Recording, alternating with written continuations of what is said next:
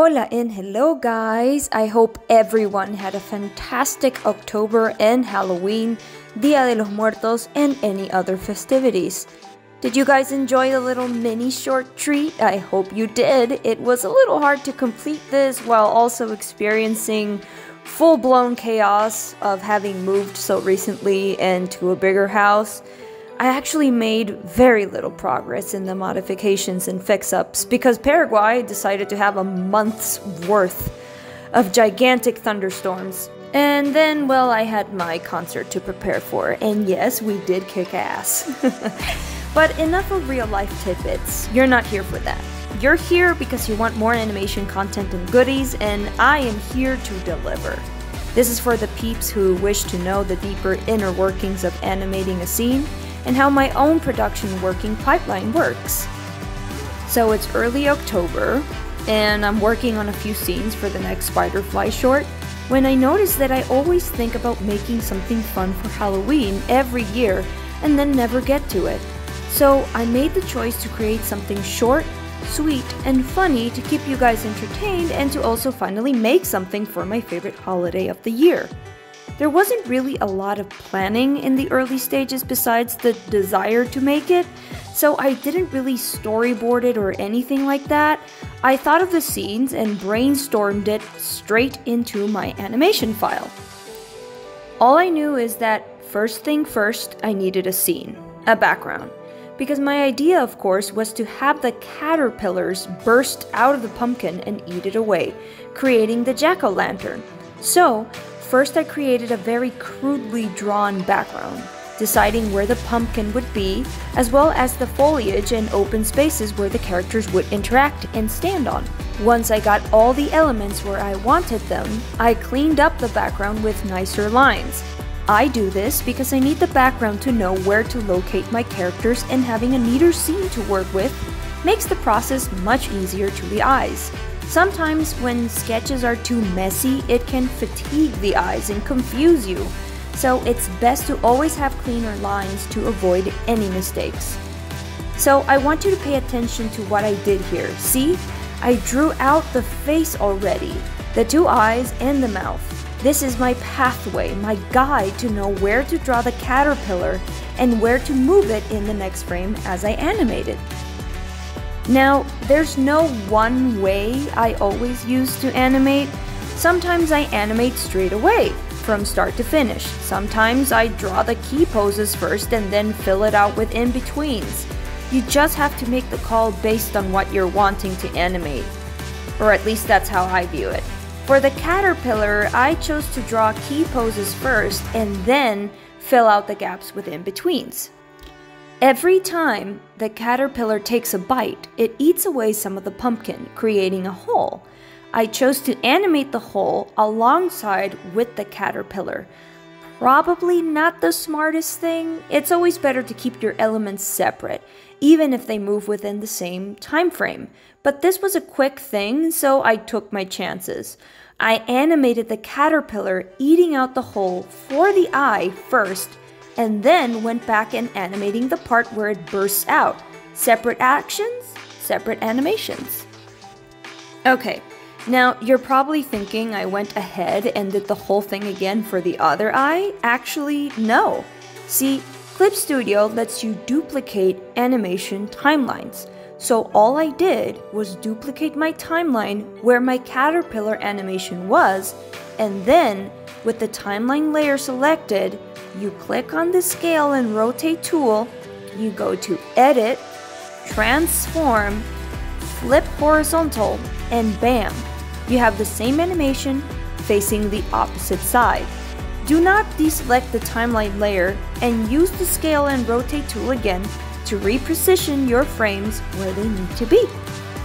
I went back into the timeline and moved the frames so the other caterpillar wouldn't move exactly at the same time as the other one, creating a delay and making the animation a lot richer. Duplicating the animation timeline layer and modifying it slightly is a great time saver and trick for when you have many similar elements in one shot. You can do it for crowd shots or flowers, or for when you're animating birds flying or something like that. With the eyes completed, I went ahead and animated the caterpillar that would eat out the mouth for the jack-o'-lantern. Now, I want to use the mouth caterpillar to talk about the importance of spacing out your frames. In whatever way you're animating, there is always a rule that applies. The longer the space between two frames, the longer that drawing will stay on site before passing view to the next one. So using the example of the caterpillar taking a bite, you want to think of it as if you would be taking a bite. Let's say that you're chomping down on something, like an apple. There's a slight pause once you bite down, an extra second if you will, or an extra frame. See what I did there? There's a reaction, and then there's an action. The reaction being the caterpillar arching back to chomp down.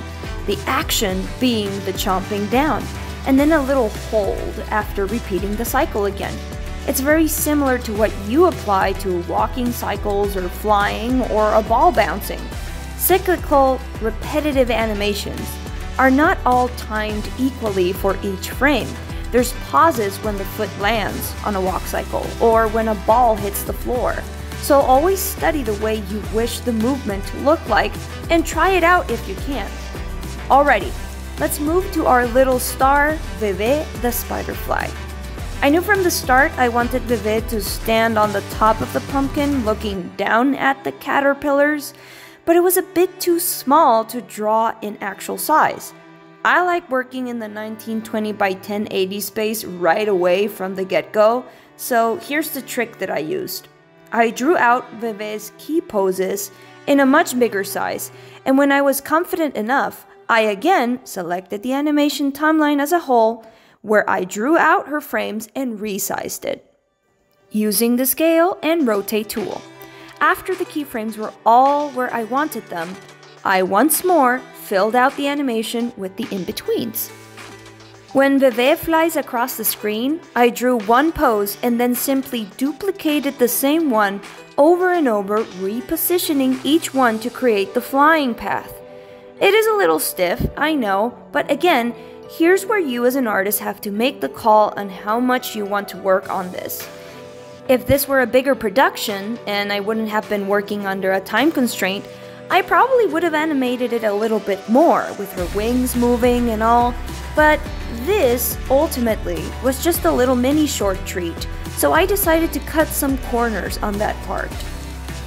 For the part where Veve pops out close to the viewer, blocking the scene and doing her little roar, I decided to animate that again in the same timeline. Because ultimately it's still Veve, and that way I could use the same timeline for coloring for both actions. If there had been an issue with the timing, I would have simply just selected the frames containing the part where she pops up and moved them to another place in the timeline. Simple as that. Now last but not least, Binchi! Remember this little nectar bug? I know some of you do. Yeah, he's still in the picture. Now, Binchi is really easy. He's just a little blob with eyes, so animating him straightforward is a lot easier. I left him last because even though he's the first character on screen, he reacts to the caterpillars bursting out and to Veve flying by. So I needed those characters animated first so I could position his view and reactions accordingly. And now, one of my favorite parts of animating anything, the coloring. Okay, so before I started coloring the characters, I first moved the timelines of everyone so they would all show up and move exactly how and when I wanted them to. Do this first before coloring, otherwise you're going to be moving a lot more elements around if you want to change the timing, and this can potentially confuse the heck out of you. So, I like coloring the characters first. I hide the background layer and all the other characters' timeline to just focus on the one character I want to color. Sometimes I open another file of the same character and color pick my colors from it. Other times, I have a ref pasted right next to what I'm coloring and color pick from there. But now, Clip has this lovely color mixing feature where I can set up my palette and have it there while I'm working. This is my preferred way of coloring now. I like making model sheets of the characters I usually animate, so I open them up on a separate file, color pick the palette, and make my little swatch on my color mixing window. Now, a little tip, you don't want to color on a plain white background. It strains your eyes and it can confuse you if your character has lighter to white colors in their design. So make a temporary colored layer. I like to be organized when coloring characters, so what I do is that I go from color to color. When Veve flies across the screen, I color her body first on every frame. Then I go back and do her fluffy chest, her eyebrows, her eyes, and then her hat colors. I'm not making separate layers for the colors in her body.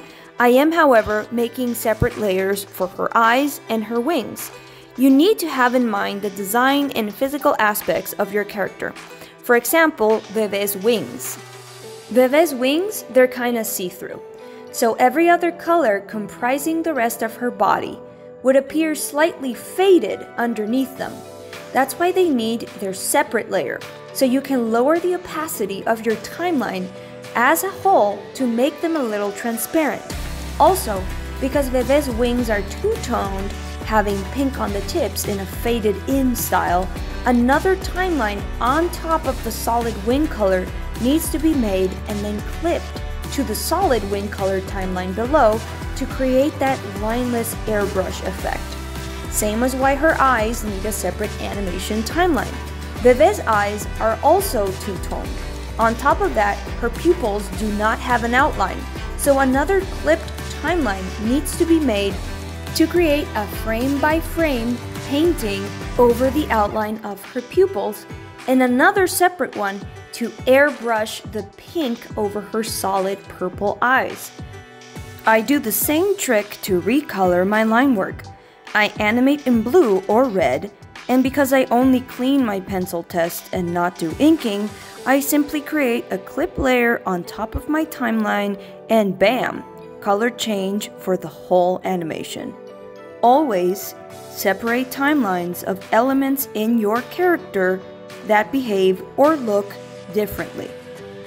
Once all the characters are colored, I hide all their timelines and work finally on the background, just like I would any other illustration. When it's done, I make all the characters reappear and voila, animation finished. Well, almost. The caterpillars glow at a certain point. So again, you have to think first just how you want this to look. I wanted the glow to cover not just the colors, but also the line work. Remember when I said that I decided to animate the whole the caterpillar created alongside their own animation? Here's the reason why. So, the animation of the caterpillars is broken down into three parts. The lines, which are vectorized for easy resizing if need be. The solid color of the whole, which is created in raster using the paint bucket tool. And of course, the colors of the caterpillar. All these timelines are then bunched up inside a folder, and on top of that folder, I again create a new clipped timeline where I try out different ways on how I want my glow to be animated. I wanted the glow to originate from their body, so what I did first was draw a solid yellow blob, growing larger and larger until covering their body and expanding into light. After that, I went frame by frame, and to each one, I applied the effect of Gaussian blur. You can see the example of this pipeline on the ball. This can only be done to each frame individually and seems to only work for bitmap raster layers. If anyone else knows a better way, please let me know. And thus, our animation is finally almost, again, complete. Okay, hear me out. Yes, all the animation is complete, but what about the effects? What about the music, the editing? I use Adobe Premiere Pro CC. Most of the editing needed for this animation is very straightforward. Again, because this was such a spur-of-the-moment idea, I didn't have a particular song in mind. My plan was to search my available copyright allowed library for something that would fit, and if that wasn't the case, I was going to have my musician friend make something quick and cute for me. Luckily, it really didn't take me long to find a song that fit the animation like a glove. Kinda scary how well it fit too. Sometimes you just get jackpots like that. The other thing I like to do is that because this is a very sketchy looking animation, it being just clean sketches with no super clean lines, I like giving them a little bit of a faded look. I achieve this by duplicating the animation and adding a Gaussian blur effect as a whole, and then mess with the layer settings. I try overlay or add glow, and then change the opacity. There's no one way I like doing this. It's again another one of those instances where I work it up as I go kind of scenario. And once the credits are added, I simply export the video in the desired format, and finally, officially, the animation is completed. And that's how I animated the Halloween mini short. Thank you so much for watching, and super thank you if you have reached the end of this video. Spiderfly Part 3 will still be a while, but I also intend to find ways to create videos in the meantime to keep you all entertained, and to also explore other avenues of my creativity. I hope you learned a few tricks and enjoyed yourselves. If you have any questions or comments, leave one down below, and if you haven't yet, please like and subscribe. Take care of yourself, drink lots of water, give your mental health the love it deserves, and I'll see you guys in the next video. Oh, and links to all my other social media down in the description if you want to follow me there too. Nos vemos en el siguiente video.